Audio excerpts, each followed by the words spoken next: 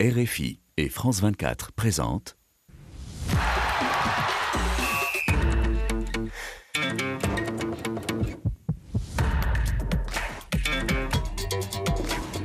Radio Foot International, le Café des Sports, Annie Gasnier. Bonjour à tous et merci de nous rejoindre dans votre rendez-vous hebdomadaire, celui du Café et des Sports de RFI et donc France 24, puisque vous pouvez nous suivre à la radio, mais aussi nous écouter et nous regarder à la télévision et puis en Facebook Live en permanence, en direct surtout. Alors, nos invités sont là, ils sont installés déjà et heureusement d'ailleurs, et je les salue. Bonjour Rémi. Oui, en poste, avant Xavier Barré, qui a eu à arriver avec quelques minutes de retard. Donc, je sais pourquoi. Ça, et vous savez pourquoi? Vous savez pourquoi? À cause de 4-0. Ah oui, vous pensez?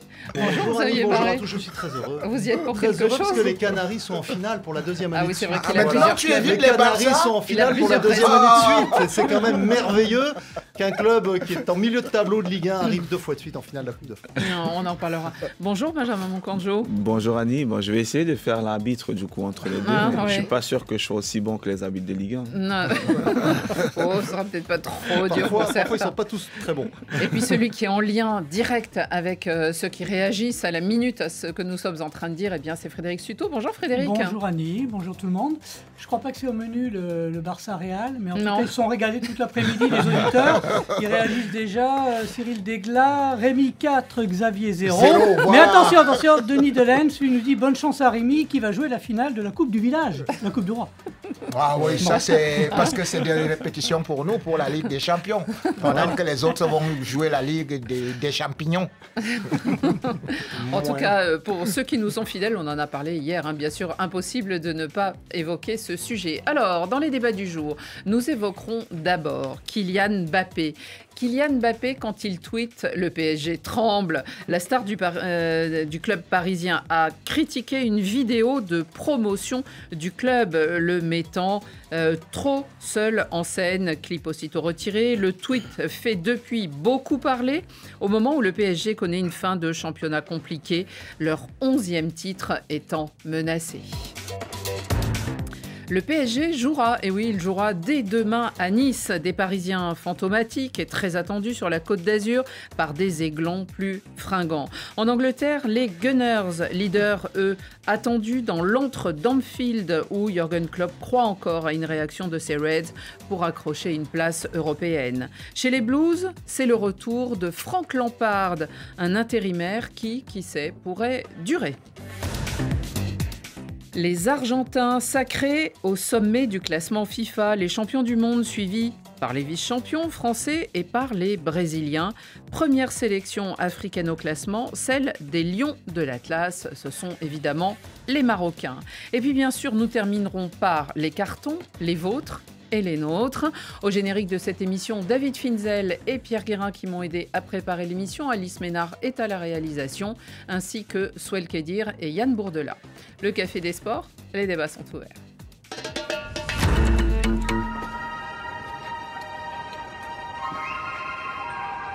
L'ambiance, le terrain, l'atmosphère. Le Parc des Princes, il enveloppe beaucoup de choses.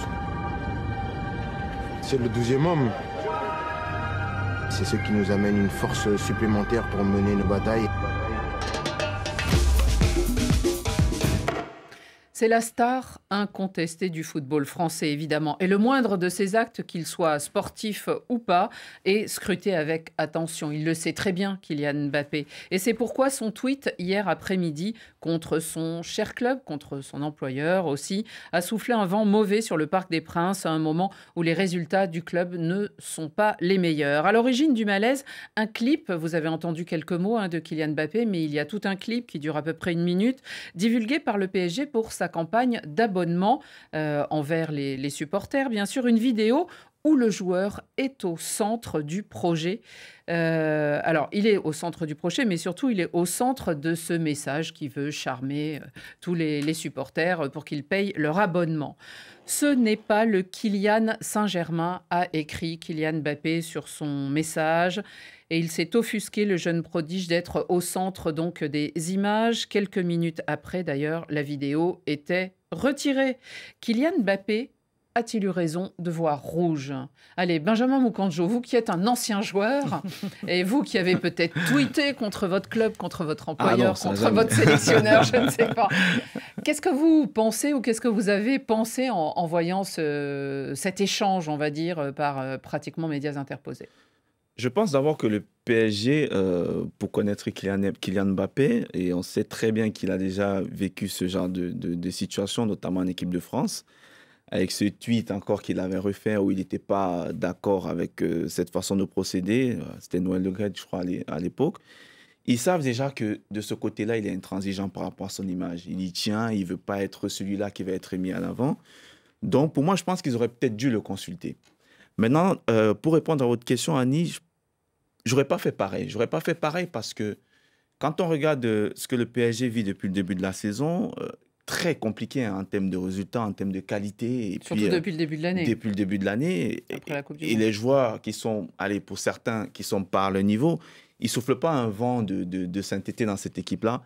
En tant que grand joueur qu'il est, j'aurais fait différemment. J'aurais fait différemment parce qu'il a des leviers. Il a même, pour aller plus loin, les numéros de téléphone, notamment de son président, de son entraîneur, de tous ceux qui gèrent le club. Très certainement. Oui, donc pour moi, je pense qu'au lieu de faire un tweet comme ça, allez, c'est sur Instagram, pardon, au lieu de faire une sortie comme ça, sur les réseaux sociaux. Moi, je partirais plutôt sur une communication avec le club en interne, pour pas que ça envenime encore la situation, parce que la situation, l'atmosphère, elle est très, très pesante. Donc, pour pas rajouter, parce que depuis le début de l'année, on leur tape dessus, pour vraiment essayer de protéger le club, je serais plutôt parti dans une forme un peu plus diplomatique que d'aller tout de suite comme ça, parce qu'on sait que quand il fait une sortie, ben, c'est repris par tout le monde. C'est pour ça qu'aujourd'hui, on en parle d'ailleurs. Et même si le tweet a été... le clip a été immédiatement retiré, ou peu de temps après, 1 ou 2 heures après, plein de gens l'ont partagé, donc il existe toujours sur la toile, comme on dit. Et surtout, il a été vu et donc il est toujours commenté. Xavier, est-ce qu'il est quand même employé par le Paris Saint-Germain? Alors certes, il y a des contrats, des alinéas, on le sait bien et tout, mais il appartient quand même à ce club. Et ce club joue sur lui, mais finalement, en lui portant préjudice vraiment à Kylian Mbappé. Il veut être au centre du projet. D'ailleurs, c'était le but du contrat qu'il a re-signé. Bien sûr, et moi je suis un grand fan de Mbappé, c'est un joueur extraordinaire, je le trouve très très bon en communication, sauf cette fois-ci. Je pense que c'est sa première erreur de communication. Parce qu'en fait, ce clip, il serait passé comme une lettre à la poste. D'ailleurs, il était destiné aux abonnés. Donc, il est plutôt bien fait. Et il est plutôt bien fait, absolument. On voit des jeunes, il est plutôt bien fait. Oui, et Kylian Mbappé est le centre du projet. Et on ne met pas Messi puisqu'il est en fin de contrat. On ne sait pas s'il sera là la saison prochaine. Donc, il n'y a pas de, Neymar de vol. Neymar, il est blessé. On sait pas trop. Il n'y a pas de vol sur le produit. Quelque part, on vous vend du Mbappé parce qu'on sait que c'est le centre du projet. Et là, tout d'un coup, il s'offusque de ça. Alors que depuis de longs mois... Et il fait tout pour être au centre du projet. Et c'est plutôt cohérent parce que c'est un super joueur. Il a toutes Mais on les imagine qualités. que son avocate et tous ceux qui l'entourent ont dû appeler quand même les dirigeants. Il y a beaucoup de gens autour de lui. Et peut-être que sur certains coups, il n'écoute pas forcément les bons. Peut-être qu'il a réagi de façon un petit peu impulsive. C'est assez étonnant. C'est assez étonnant parce que justement, c'est tout le contraire des qualités qu'on lui reconnaît. Et du coup, il provoque l'effet inverse de ce qu'il voulait. Il disait non, je ne suis pas le Kylian Saint-Germain. Finalement, qu'est-ce qu'il se retrouve ? C'est le Kylian Saint-Germain. Parce qu'on en arrive à la conclusion, est-ce qu'il n'aurait pas dû valider une campagne vis-à-vis des abonnés? Non, mais attendez, son boulot, et il l'avait redit en conférence de presse, son boulot, c'est de marquer des buts, d'emmener ses coéquipiers et de contribuer à l'esprit d'équipe. C'est pas lui qui va s'occuper aussi de la communication. Tu ne penses pas que peut-être ces sorties-là aussi cachent quelque chose?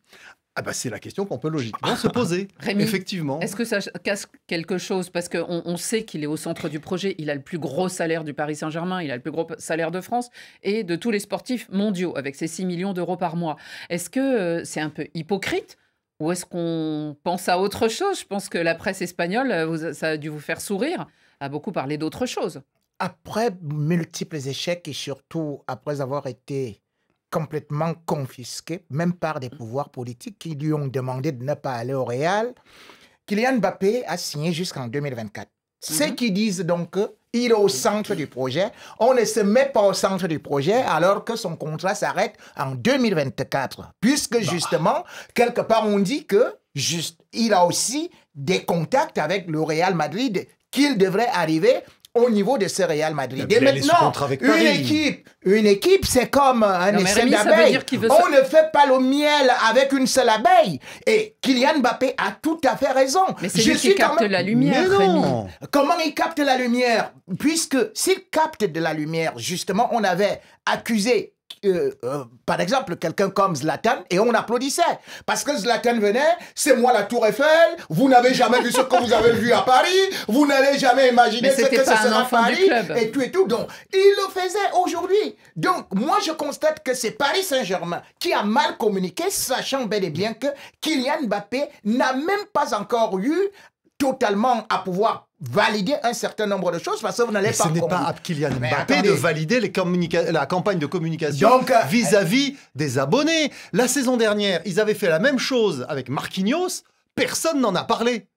Donc, effectivement, on n'en a pas parlé parce qu'il n'y a pas eu de réaction à cette campagne et pourtant les abonnés l'ont vu. Donc là, c'est en fait la réaction de Kylian Mbappé qui a provoqué cette polémique et qui la provoque encore d'ailleurs.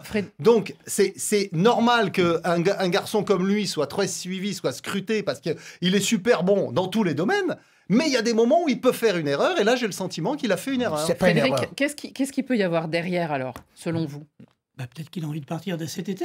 Voilà. Non, mais voilà. Il y a beaucoup de questions. Mais bon, est-ce que c'est du billard à trois bandes où il aurait tout calculé pour provoquer cette réaction de désamour une nouvelle fois? Si vous ne m'aimez pas... En tout cas, je peux vous dire qu'il n'y a pas grand monde pour le défendre. Parmi nos téléspectateurs, auditeurs, là... Archiduc, Théo, Kylian Mbappé et le Rambo du PSG, ça fait trembler, mais un club ne se résume pas à un joueur, nous dit-il. Olivier Hounguet, il est à Cotonou, la Starmania commence à lui monter à la tête. Herman Viagbo dit à Mbappé qui se voit un peu trop beau. Réaction, allez, une dernière encore.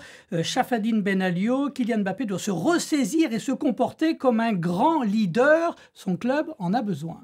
Bon, eh bien, en tout cas... On le verra sur le terrain à Nice, où effectivement, là, il va être scruté. On va en parler. Mais souvent, il est au rendez-vous. On va en parler. Souvent, il est au rendez-vous avec l'équipe de France. La dernière Coupe du Monde, il a été formidable. Vous connaissez la maxime de Kylian Mbappé, pas content, triplé. C'est ce qu'on va voir ce week-end, peut-être. Heureusement, il n'y a pas que le foot dans la vie, il y a aussi la Ligue 1.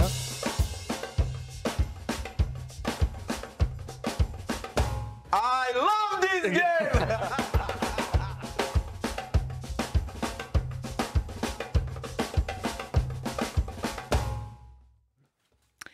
L'Aigle est prêt à planer sur les tribunes débordantes de spectateurs puisque le stade sera plein. C'est le cri du rapace motivant le gym, bien sûr. On le voit toujours, cet aigle. Il est impressionnant pour un joueur. C'est beau ça, sincèrement, c'est beau. Moi, j'ai la chance de jouer dans ce stade-là, de le voir. Honnêtement, c'est beau. C'est impressionnant, toujours un rapace, bien sûr. En plus, le voir de si près. En tout cas, le club de Nice reçoit donc le Paris Saint-Germain. Et il l'attend de pied ferme, bien sûr. D'abord, parce qu'on peut dire que c'est un animal peut-être blessé, le Paris Saint-Germain, mais surtout l'équipe de Didier Digard, depuis que cet entraîneur futur diplômé a pris la suite de Lucien Favre. Eh bien, ils n'ont pas perdu depuis le mois de janvier. 8 victoires, bon alors là, ça va un tout petit peu moins bien, ce sont des matchs nuls, mais il y a eu 6 matchs nuls, alors que le PSG, lui, vient d'enregistrer 2 défaites et 2 défaites à domicile. On en a beaucoup parlé contre Rennes et contre Lyon. Son avance en championnat, surtout, n'est plus que de 6 points. Les autres derrière commencent à rêver. Le 11e titre de champion de France du PSG est-il en danger à Nice? Rémi Ngono.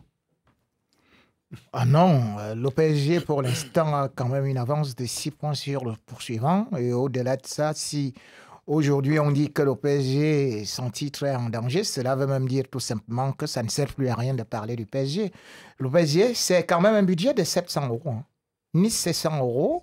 Et honnêtement, quand je vois que les gens sont en train de faire du PSG aujourd'hui, cette équipe qui est friable, et c'est pour ça que j'ai dit d'ailleurs, je peux comprendre Kylian Mbappé, parce que compter sur Kylian Mbappé, alors que tous ces joueurs-là, ils ont coûté terriblement cher, quand on voit l'effectif de Nice, et qui est match, je me dis quand même, il y a un véritable problème. Ce PSG-là, je me souviens quand même, on ne parlait que de l'Europe déjà en 94, 95, hein. C'était pas les riches, hein. Mais ce PSG-là arrivait déjà en demi-finale de la Ligue des Champions. Aujourd'hui, on est en train de dire que Paris Saint-Germain est en danger face à Nice, face aux Aiglons, face aux Oisillons. Mais c'est pas possible. Lyon est moins bien classé, si je peux me permettre. Rennes était un peu mieux classé que Nice, mais ils ont mis en échec le Paris Saint-Germain sur leur pelouse du Parc des Princes. Parce qu'il y a un proverbe africain qui dit tout simplement « tape sur un arbre sec pour débusquer un singe ». Bon. Débusquer le singe, Monsieur Moukandjo. Non, mais je pense que où Rémi se trompe un peu, c'est par rapport à ce que le PSG montre depuis le retour de la Coupe du Monde. C'est une équipe aujourd'hui qui est en danger face à n'importe quelle équipe du championnat. On a l'impression que les gens sont démotivés. On a l'impression qu'il n'y a rien qui se passe dans cette équipe. Il n'y a pas d'âme, il n'y a rien. On parlait d'Mbappé tout à l'heure. Mais même Mbappé, hein, ça fait 2-3 matchs où moi je le trouve moins bien. Parce que c'était souvent lui, au moins des fois, qui avait cette haine-là et qui mettait un truc. Mais le PSG, Rémi, oui, pour moi, contre Nice, ils n'ont pas gagné d'avance. À Nice en plus. Parce que Nice, c'est une belle équipe. C'est une équipe qui a un nouvel entraîneur qui est arrivé, qui fait son petit bout de chemin. Qui est motivé. Avec des joueurs très, très intéressants. Ils ont fait un bon recrutement. Ils ont envie, hein, parce qu'ils ont encore la possibilité de terminer quand même sur une place européenne l'année prochaine. Et ce PSG... On a Archédu qui nous dit Nice ne fait plus peur, Nice ne fait plus peur, mais attention à l'eau douce. Oui, l'eau douce est dangereuse. Il y a combien de points d'écart? Nice 8e. Ils sont à 7 points du LOSC. 7 points, il reste quoi? Il reste 9 matchs. Il reste 9 matchs, c'est possible. Mais... Fred voulait juste donner quelques réactions. Non, mais ça allait dans le sens auditeurs. de ce que nous disait Benjamin. Nice ne fait pas vraiment peur, mais le PSG doit faire attention. L'eau douce. Oui, mais justement, c'est ça. Parce que Lyon, pour revenir au match de Lyon, Lyon ne faisait pas peur. Hein. Lyon allait se faire battre à Nantes. Franchement, Lyon qui vient gagner Paris au Parc.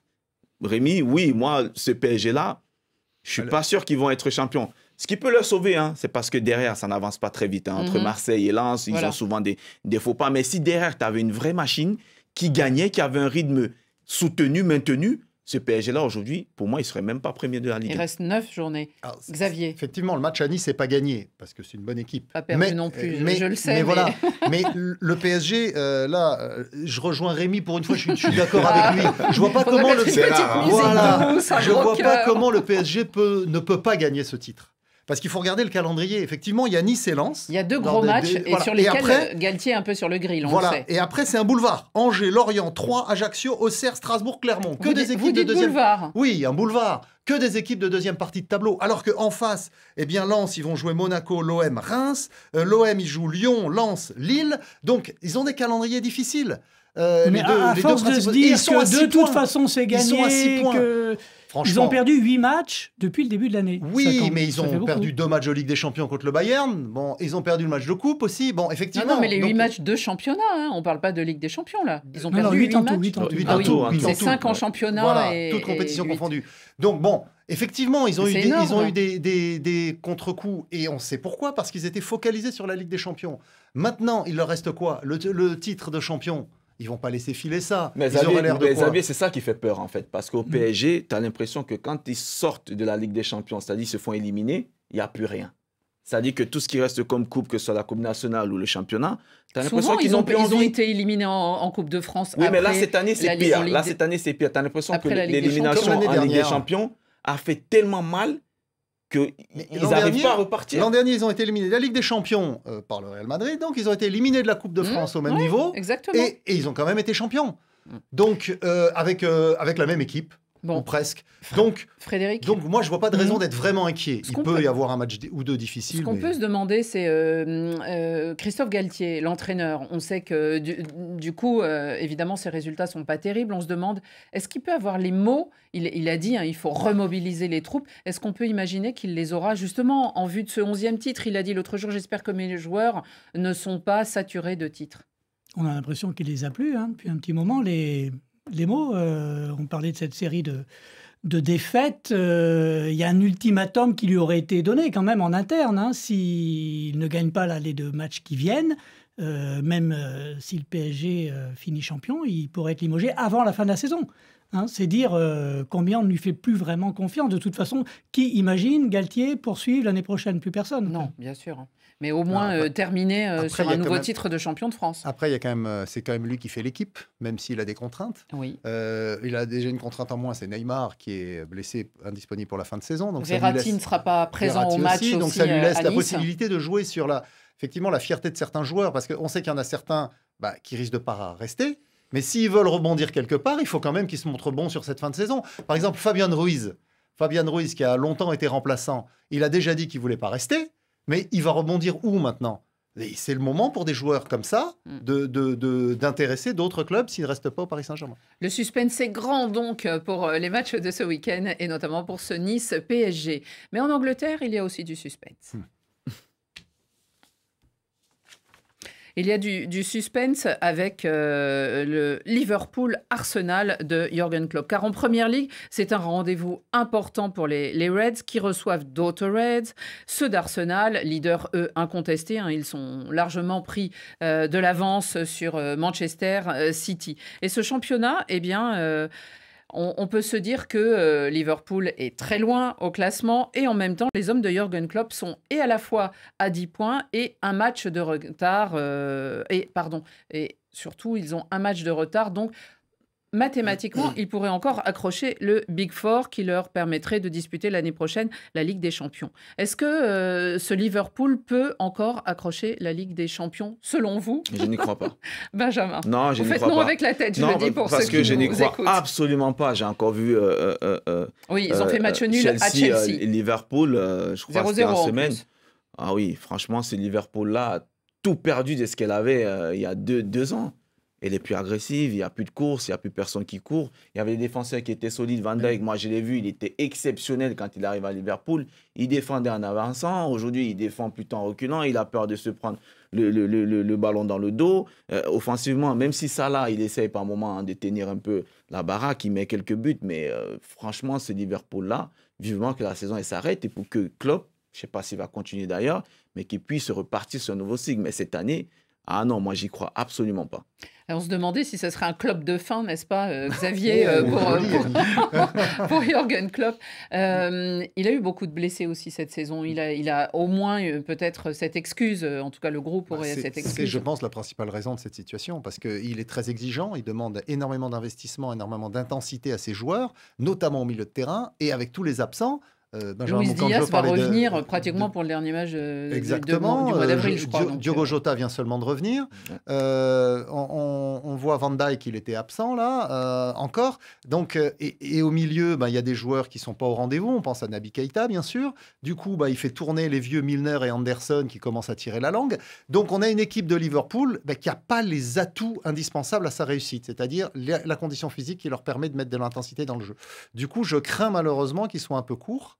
Mais je crois, moi, encore en Klopp, parce que je pense qu'il a un vrai impact, une vraie influence sur ses joueurs. Il arrive à transmettre quelque chose. Il va juste falloir qu'il régénère un petit peu son groupe. Il transmet surtout quelque chose beaucoup aux supporters. On sait qu'il est encore très aimé à Anfield. Rémi, est-ce qu'Arsenal peut l'emporter du côté de Liverpool, selon vous? Eux, ils sont sur une dynamique absolument incroyable. Hein. Oui, parce que Arsenal, offensivement et même défensivement, dépasse Liverpool partout. Oui, bien sûr, ils ne sont pas leaders pour rien, ça voilà, c'est évident. Donc, je suis seulement surpris quand vous regardez l'effectif et que Xavier Barré veuille nous faire comprendre que c'est des blessures, mais non. Il est quand même amoindri son effectif. Non, c'est pas amoindri. Regardez contre Arsenal. Il avait, je regarde le dernier match contre Arsenal, il avait Gbagbo qu'il venait de recruter. Il avait, par exemple, oui, contre Chelsea, il était là. Ouais. Il y avait Nunes qui était bel et bien. Il y avait Diogo Jota qui était bel et bien là. Et il y avait même Firmino et il y avait Salah. Mais cette équipe-là a 48 buts inscrits. Donc, vous vous rendez compte quand même qu'une attaque de Liverpool et puis derrière, Konaté, quand même, c'est un bon défenseur. Qu'est-ce que vous allez me dire là? Matip, c'est un bon défenseur. Et vous pouvez même manquer peut-être de Van Dijk. Comment est-ce qu'on peut me dire que cette équipe-là prenne autant de buts? Cela veut dire tout simplement que... Ils ont fait 0-0 à Chelsea. Non, Donc, attends. ils ont pris 2 buts qui ont été refusés. Ils ont pas oui, marqué mais non plus. attends. Et cependant, c'est pas le résultat le plus catastrophique qu'ils aient eu ces derniers temps. Chelsea a quand même tiré 12 fois et ils ont tiré à peine 6 fois. Donc, à une certaine période, tu regardes comment est-ce que ces gars jouent. Tu te dis, le système club, c'est quoi? C'est qu'il ne change pas. Il ne s'est pas passé, par exemple, avec peut-être 3 défenseurs, comme les autres. Il a le même système. Et ça fait que tout le monde connaît déjà ça, par tête. Oui. Donc, aujourd'hui, vous allez me dire qu'il va jouer avec certains joueurs. Comment ils vont se motiver? Lorsque vous savez que Firmino est en fin de contrat et qu'il dit qu'il ne va pas le renouveler, lorsque vous savez que par exemple même Naby Keita là, c'est un très bon joueur qui n'a pas pu utiliser à bon escient, Thiago Alcantara, même quand il était là, il n'a pas su l'utiliser, et que les Anderson et consorts et tout le reste, ils ne savent pas à quoi est-ce qu'ils doivent s'attendre. Ils ne peuvent donc pas se donner à fond, puisque il y a un proverbe africain qui dit on ne va pas en guerre avec les flèches d'autrui. Les flèches d'autrui des auditeurs. Vangé, Arsenal va gagner ce match 3-1 et assurer son titre de champion. Arsenal champion, c'est quasiment fait. Amadou Sossar. Liverpool dans le Big Four, je n'y crois pas. Non, là, les Reds, pas vraiment de supporters. C'est mort, c'est fini, nous dit Maguette Diédiou. Non, mais la belle chose qui arrive à Arsenal, c'est de prendre ce Liverpool-là, avec ce niveau qu'ils ont là depuis un moment. Je pense que c'est vraiment... Même en field. Mais oui, parce qu'il United en a pris 7. Honnêtement, attention. Ah oui, mais c'est un accident, ça. De début mars. Non, c'est Liverpool. Ils sont imprévisibles. Parce que... c'est vrai qu'ils sont imprévisibles cette saison parce qu'ils ne gagnent pas ou ils perdent des matchs qu'on imagine pas. L'effectif n'est pas assez costaud pour faire face... à cause de ces blessés. Ils ont un effectif de rêve. À cause des blessés, je précise.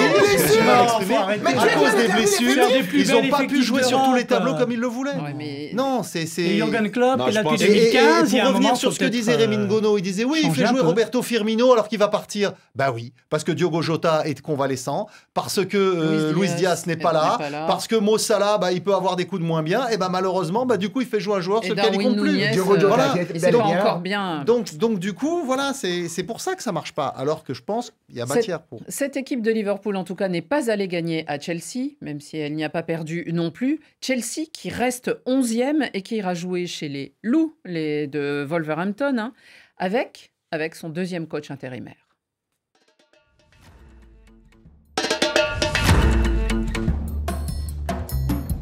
Hello.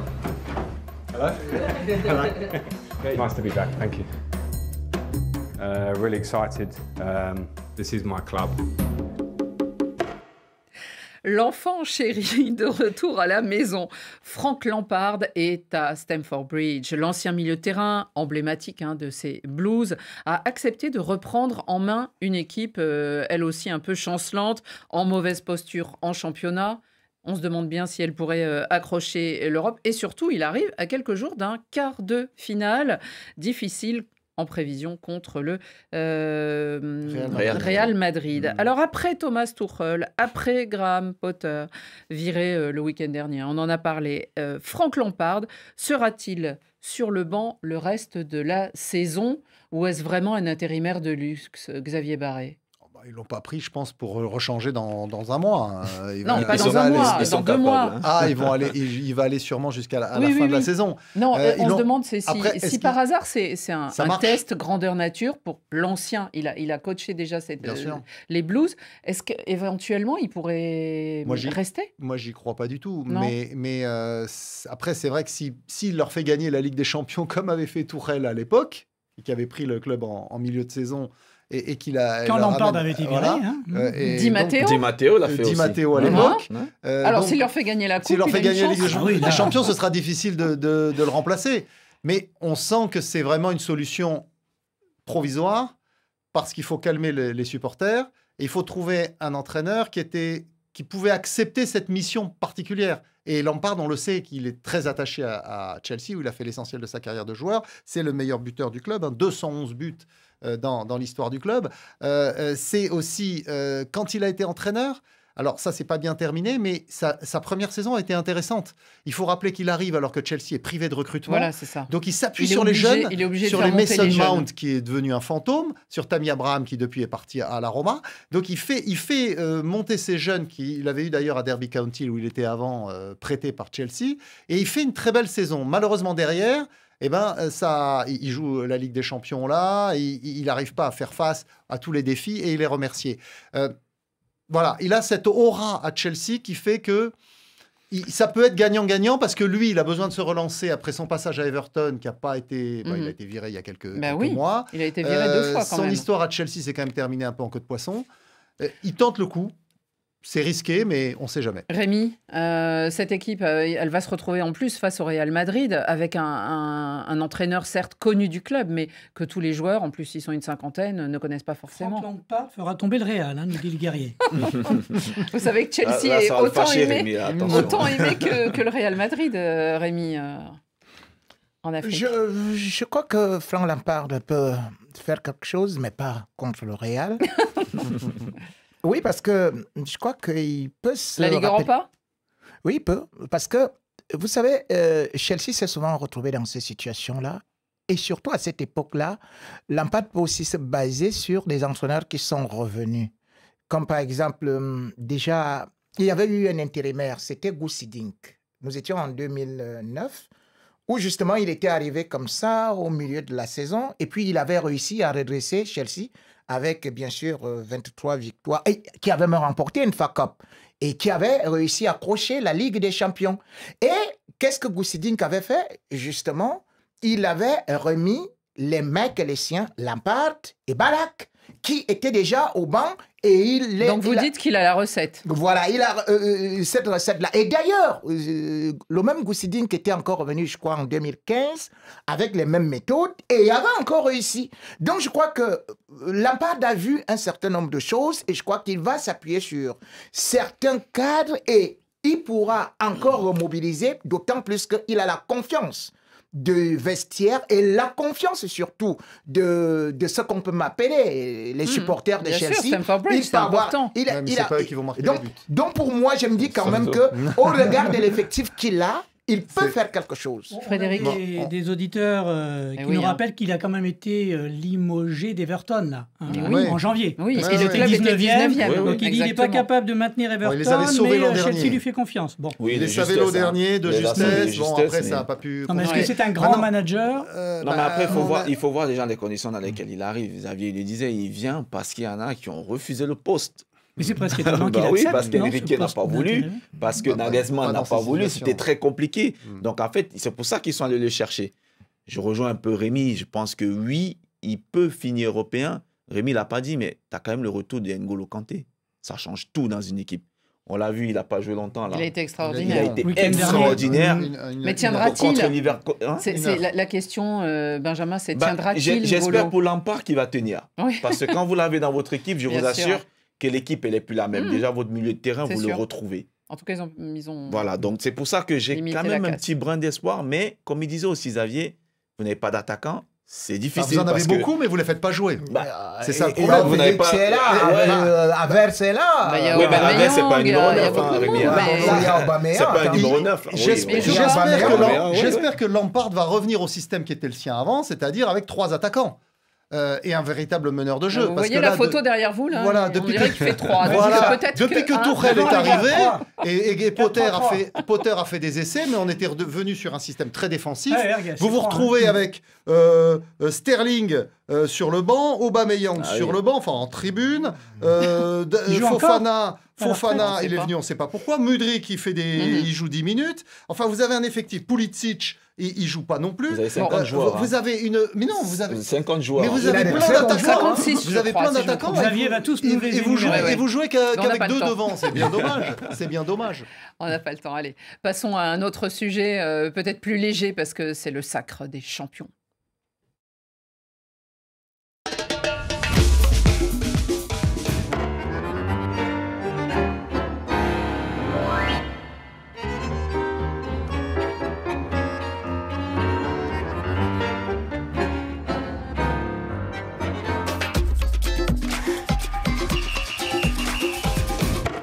Et oui, récemment, sacré champion du monde à la dernière Coupe du Monde, hein, on en sait quelque chose, nous, ici. Eh bien, les Argentins retrouvent enfin les cimes du classement FIFA. Cela faisait 6 ans que l'Argentine n'était pas première au classement. Juste derrière, 2 autres sélections. Alors, les vice-champions du monde, hein, les Français sont là sur la 2e marche du podium. Et juste derrière, on a le Brésil. Résultat, 10 titres mondiaux pour ces 3 équipes, avec 23 éditions disputées, donc on a presque la moitié des gagnants de ces Coupes du Monde. Est-ce que c'est un podium étoilé, sans surprise pour vous, Benjamin? Bah oui, sans surprise. En plus, moi, ça me fait tellement plaisir de voir que l'Argentine, pour être un grand fan de cette équipe que je suis depuis, de retrouver cette voilà place. Un Camerounais qui est fan de l'Argentine. Ah oui, franchement, c'est pas oui. possible. La trahison n'est jamais loin. Il ne se souvient pas de 1990. La tête de l'Amérique. Pas possible. Non, mais moi, Il a remporté la Coupe en 2010. Mais Rémi, tu sais, l'Argentine ne joue pas la Coupe d'Afrique, donc... Non, mais elle est souvent... Mais joue la Coupe du Monde contre le Cameroun. Oui. Le Cameroun a battu l'Argentine. En 90, mais on n'a pas souvent la chance de se rencontrer très souvent. Hein, donc... L'Argentine rencontre plus souvent le Nigeria. Vous aimez l'équipe d'Argentine? Oui, moi j'aime cette équipe. Je l'aime depuis que Scaloni est arrivé dans cette équipe. Je trouve qu'il a révolutionné un peu cette équipe. Il a façonné à sa façon. C'est pour ça que derrière, il gagne la Copa América et gagne la Coupe du Monde. C'est pas un hasard de se retrouver là au vu de ce qu'ils ont montré en plus pendant le mondial. Après, on peut discuter sur la forme. Il y en a qui aiment bien le beau jeu. Je pense que Rémi fait partie de ceux-là qui veulent voir 10-15 passes avant de marquer un but. Rémi, il aime Mourinho et les bétonneurs. Moi, je trouvais que cette équipe, elle a dégagé quelque chose d'intéressant pendant la Coupe du Monde. Et même depuis que Scaloni est là. Et puis, bien évidemment, elle gagne la Coupe du Monde. Elle fait un parcours limite, bon, même si elle perd contre l'Arabie Saoudite. Mais depuis un moment, c'est une équipe qui est bien constituée, qui est bien solide. Moi, j'aime bien. J'aime bien les équipes qui ont une base de jeu, qui ressemblent à quelque chose, pas des équipes qui sont déstructurées. En tout cas, Xavier, ce qu'on peut se dire, c'est que c'est une équipe qui a été sacrée, qui a un beau trophée en main, qui est première de ce classement. Parce que des fois, on a été un peu déçus. On a vu la Belgique très, très, très longtemps première. Oui, mais elle va probablement revenir première après. Non, elle est Non, mais ils sont quatrième, et ça offusque beaucoup d'auditeurs. Hein. Le Maroc 11e, ils disent mais qu'est-ce que les Belges font à la 4e place? Oui, alors on n'aura pas le temps de leur expliquer comment ça fonctionne le classement Surtout mondial pas. FIFA. Et pourtant, la FIFA l'a déjà beaucoup changé pour l'améliorer. Après, voilà, la France s'était retrouvée numéro 1 après sa victoire en Coupe du Monde en 2018. Et puis elle a redescendu après. C'est le Brésil qui était passé. Voilà, donc c'est assez logique de retrouver l'Argentine numéro 1 devant la France. Bon, après, il faut savoir qu'il y a des coefficients, etc., en fonction des victoires dans les compétitions. Et puis là, ils ont eu 2 belles victoires, les Argentins. Ça leur a fait beaucoup de points. Contre le Panama et Curaçao. Avec beaucoup de buts. Non, ça, c'est pas ça qui fait beaucoup changer. On pourrait parler peut-être les résultats en Coupe du Monde. Rémi, et sans doute que ça fait réagir sur notre page Facebook. Rémi, les Africains, premier Africain, évidemment, c'est le Maroc, les Lions de l'Atlas, grâce à leur belle campagne sur la Coupe du Monde. On a le Nigeria qui est assez mal, parce que c'est pas la 2e nation, mais en tout cas, c'est le Sénégal est 2e. Il a eu un parcours moins beau, notamment en Coupe du Monde. Oui. Et on a la Tunisie, 28e. Le Nigeria aussi qui est un peu loin. Et finalement, ce qui marque les esprits aussi en Afrique, c'est la République centrafricaine. Certes, elle est loin, 122e, mais c'est elle qui fait le plus gros bond. Elle gagne 10 points grâce à ses victoires sur Madagascar. En phase éliminatoire, c'est des matchs officiels. Oui, d'abord, c'est le bas de tableau, mais moi, j'aime parler du haut de tableau. C'est ça qui me gêne. Allez-y, parlez du haut de tableau. Non, ça me gêne parce que, effectivement, si le Brésil perd justement la première place, c'est suite à sa défaite face au Maroc. Alors, je ne comprends pas comment est-ce que... En match amical. Attends. Je ne comprends pas comment le Maroc arrive en demi-finale de Coupe du Monde. Ouais. Le Maroc se retrouve 11e. En 98, le Maroc était 10e. Et vous ne pouvez pas me rappeler quel était le circuit. En 94, on avait dit que le Nigeria se retrouve 5e au classement FIFA parce que le Nigeria avait eu un bon parcours à la Coupe du Monde. On nous expliquait ça ainsi.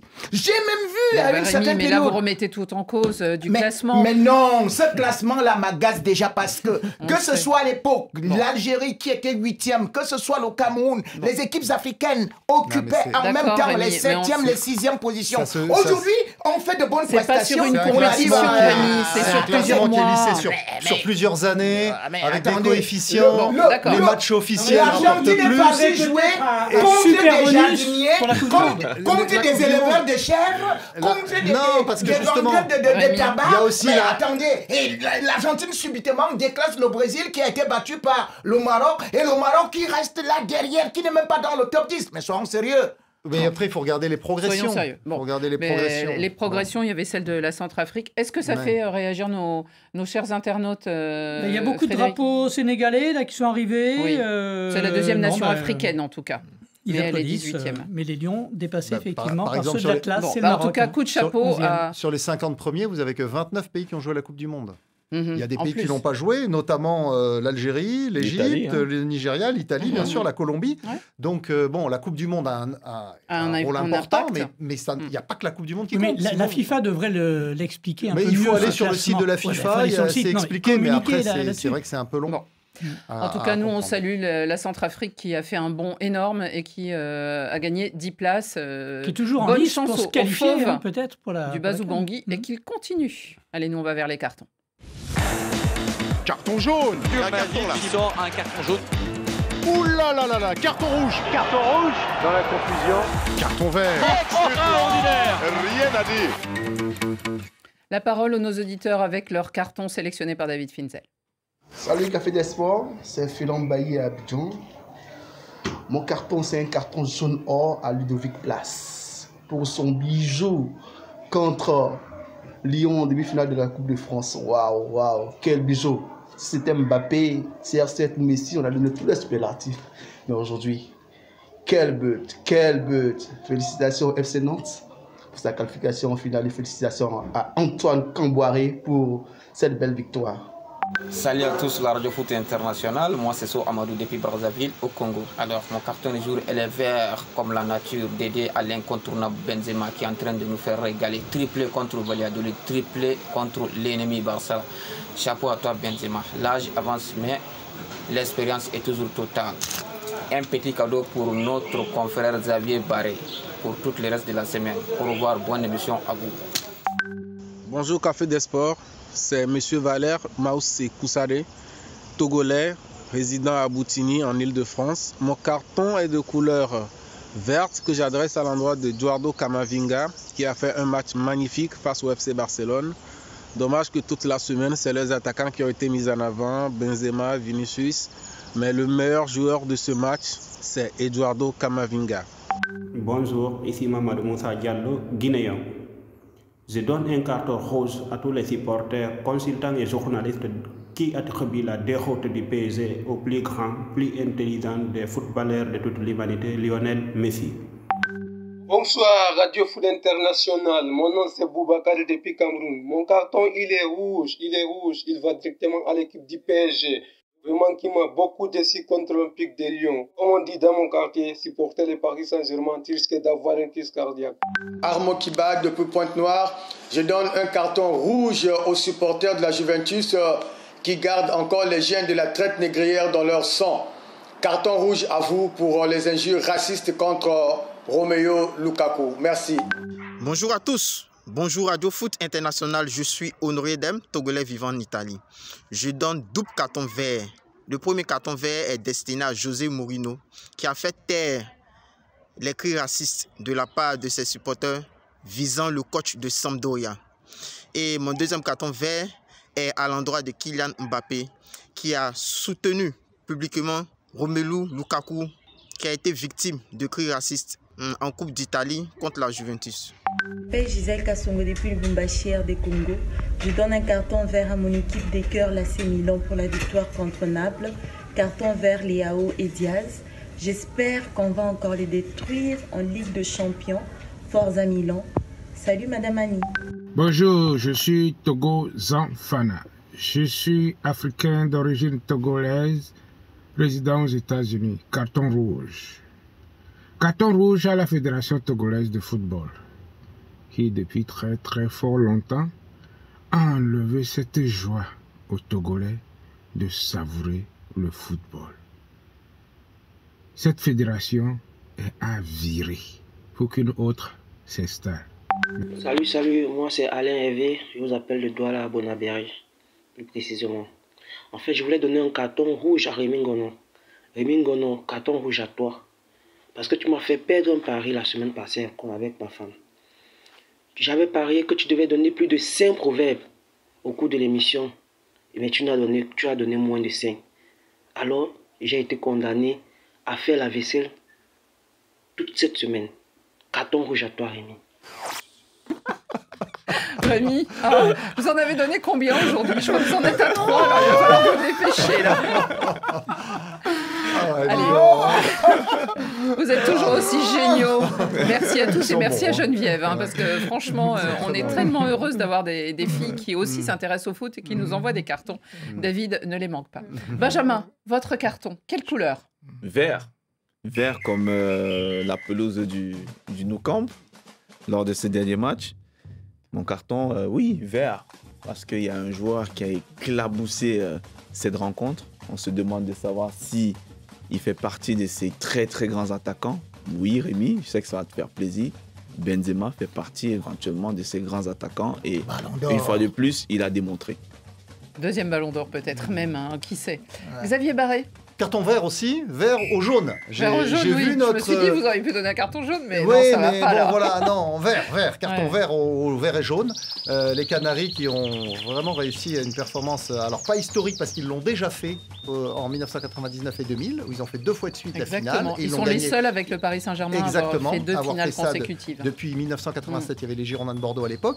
Et c'est un exploit parce que ce FC Nantes, c'est une équipe de milieu de tableau avec de très beaux joueurs, notamment Ludovic Blas, dont notre internaute a souligné le magnifique but, mais avec quand même un potentiel assez limité. Ils ont été soumis à rude épreuve parce qu'ils ont dû enchaîner beaucoup de compétitions et ils n'avaient pas l'effectif pour. Et ils arrivent en finale de la Coupe de France et j'espère bien qu'ils vont la garder. Ça sera le 29 avril prochain. Rémi, votre carton? Carton rouge. Je suis fâché contre la Fédération burkinabé de football qui, justement, vous vous rendez compte, ne parvient pas à payer les étalons d'âme. Donc, les étalons d'âme du Burkina Faso étaient à la CAN féminine au Maroc qui s'est jouée du 2 jusqu'au 23 juillet 2022. Les étalons d'âme sont sortis 3e, sont montés sur le podium. Oui. On leur a offert 90 millions de francs CFA, donc à peu près 168 000 €. Et jusqu'à ce jour, elles n'ont pas reçu 1 centime de la part de la fédération. Donc les femmes jouent et ce sont les hommes qui gagnent, comme le dit un proverbe africain, la poule pond ses œufs et ce sont les coqs qui chantent. Très joli. Vous ne ferez pas la vaisselle, Rémi, peut-être, ni notre internaute. Frédéric. Carton vert à un jeune Nigérian, Gift Orban. Il joue à la Gantoise, il est arrivé là au début de l'année en provenance de Norvège, 20 ans donc, et il enchaîne les prestations époustouflantes. Il en est à 12 buts en 10 matchs, mais des buts à la Jean-Pierre Papin, super spectaculaire, des reprises de volée. Il a même mis un triplé en 4 minutes en Ligue Europa Conférence. On l'imagine avec Osimhen à la pointe des Super Eagles. Mais ils en ont bien besoin. Ils en ont besoin, les Super Eagles. Le carton de Radio Foot est vert et il va à une violette haïtienne. Il va, écoutez bien, à Roberto Baggio. Roberto Baggio, Lumia. Il est attaquant du club de Port-au-Prince dont on vous avait parlé. Et cette nuit, il a 25 ans, et il disputera cette nuit avec les Violettes le quart de finale aller de Ligue des Champions de la CONCACAF. On avait salué la qualification récemment. En tout cas, Roberto Baggio, il est surnommé dans son pays, écoutez Rémi, le Vinicius haïtien. Il marque des buts, il est attaquant, il a 25 ans et il aimerait jouer en Europe. C'est la fin de ce Café des Sports très animé aujourd'hui. Merci Benjamin et merci à tous nos habitués. On se retrouve la semaine prochaine. Bon week-end à tous et joyeuse Pâques.